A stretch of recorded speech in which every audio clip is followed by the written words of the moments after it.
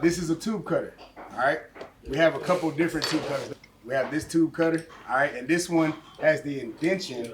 If you want to cut off a flare, you would insert the flare into that indention, and then we can still tighten that down around it, and we can just cut right below the flare. How this tool works, you have the cutting wheel, and you have this thimble, you spin it. This moves this piece up to where we lock in the tube, okay? On the back here, we have the deburr tool that's built in the tool itself, the cutter itself. You just take it, fit it down into the groove, make sure that it fits flush, and then you just tighten the thimble down on it. Now, what I recommend doing when you're practicing is I recommend taking a piece of masking tape and putting the masking tape around where you can still see the line that you marked, and put the masking tape around it for the rollers. I'm gonna show you why, okay? You squeeze it down on there and you just roll it in the same direction of the opening, all right? Roll it in the same direction of the opening, and you'll feel it get loose. Once it starts getting loose, see how it's moving around easily now? You tighten it back down some more, it gives it a little bit more resistance, all right? You just move it around till it starts getting loose again, tighten, keep going. Eventually, you cut it off, okay? Y'all see that did not make a square cut. See that? That did not make a square cut, okay? So what we would do in that instance is we would file it down. That little mark right there, that metal that's left behind, what is that called? A burr, okay? So that's when you would use your deburring tool to remove that, because if you don't, then you take a chance on splitting and separating and cracking the flare once it's time to make the flare.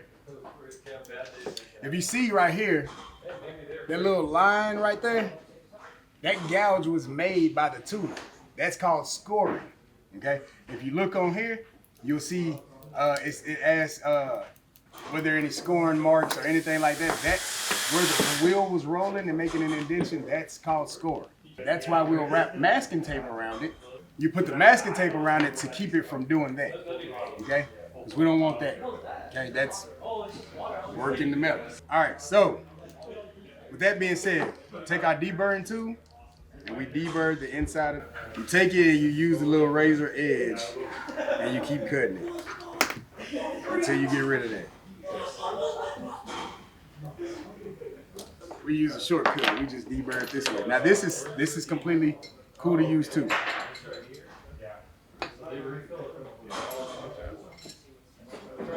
Y'all see that metal falling off? Look what it took away. It took away the burrs, okay? Deburr. You probably just take a file, a real fine file, and just hit the outsides of it, okay? Also, if your cut is not square, like this one still has a gumby effect to it, you strap that in the vise and you file it down to where it's square. Everybody got that? But before you flare it, after you bend, before you flare, you make sure that you put our fittings on, okay? The first fitting that goes on is going to be the nut. The nut is the thread side, has to be pointing out, okay?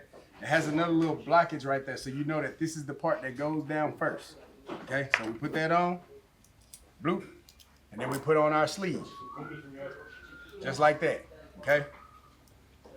So then we move on to making our flare, okay? This is our aviation flare block. So we put our tube in here and it needs to protrude out about the thickness of a dime. We have two different flare tubes. If you can see the configuration, this one of the locking mechanisms faces out this way and the other locking mechanism is flipped in reverse on the other side.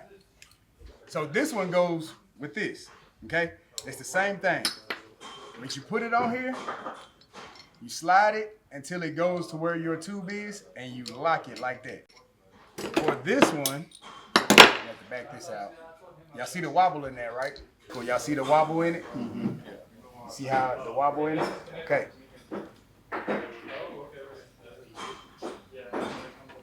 This one actually slides on from the end. You lock it in place with this side.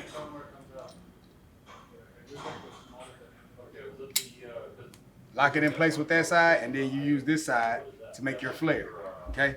Okay, till you feel some resistance.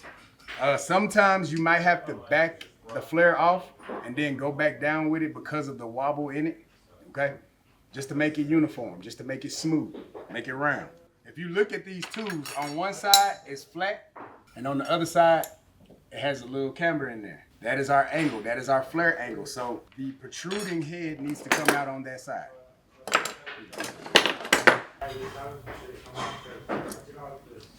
It needs to protrude only about the thickness of a dime. So about right there. Everybody see that?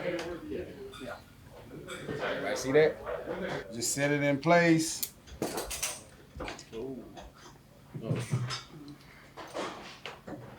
Try to make it as centered over the hole as possible. Tighten it down, all right?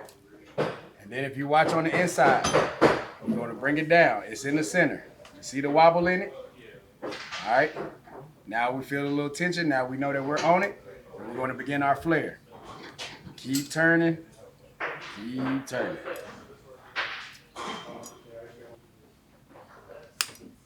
Till it breaks, all right?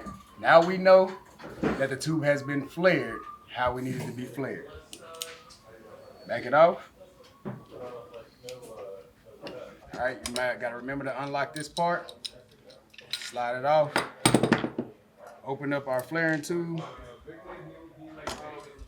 Take out the part, okay? Now, again, you see the marks that that tube made, right? You see the marks that that tube made. So, keep the masking tape on it, okay? So that you don't make those indentions into the metal.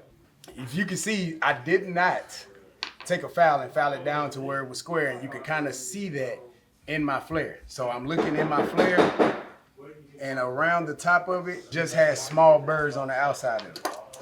So once you got your flare, you want to inspect the flare. You still want to make sure every burr is off.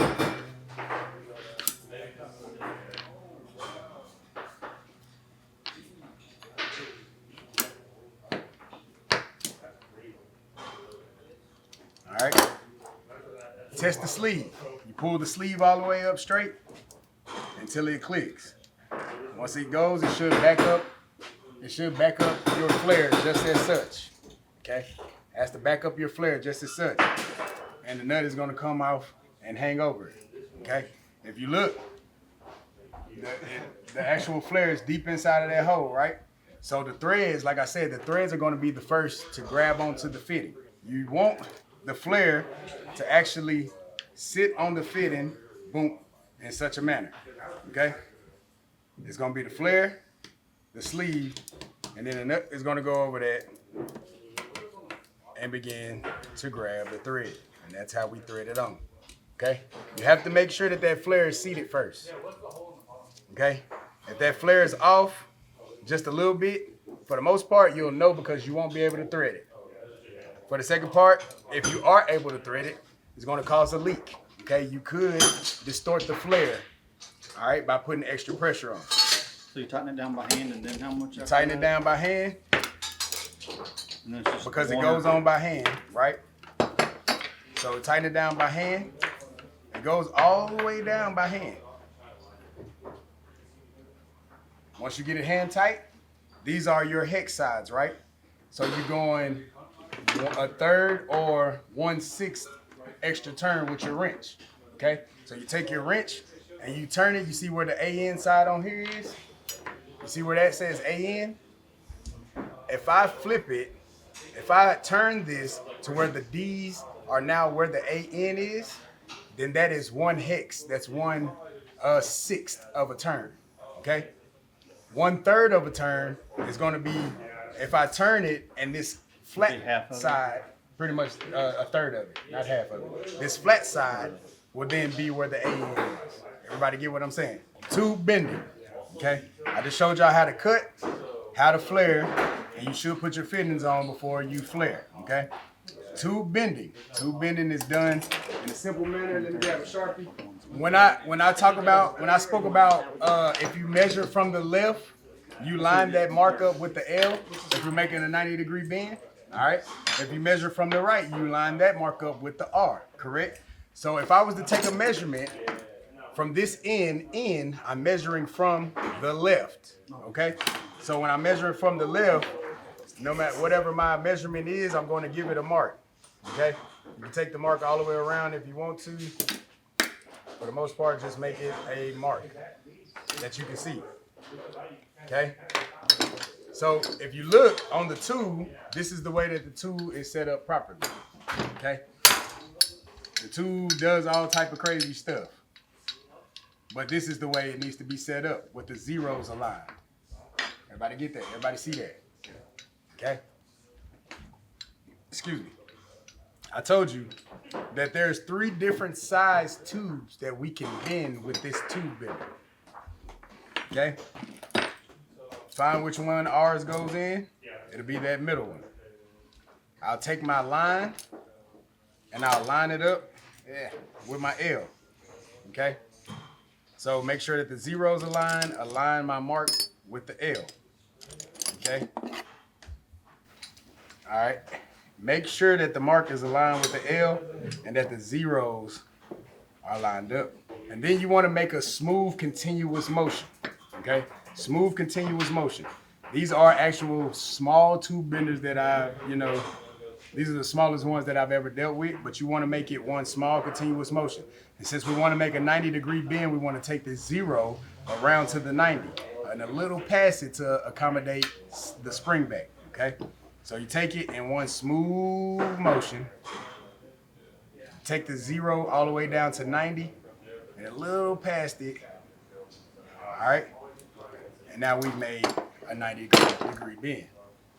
We inspect the bend, outside is a little flat, all right? That comes with it not being so smooth and continuous, okay?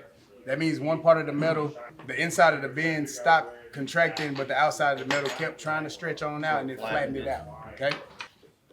When we are to make because if you look on the project, the section from this leg over to the next leg should be 4 1/8 inch, correct? Yeah.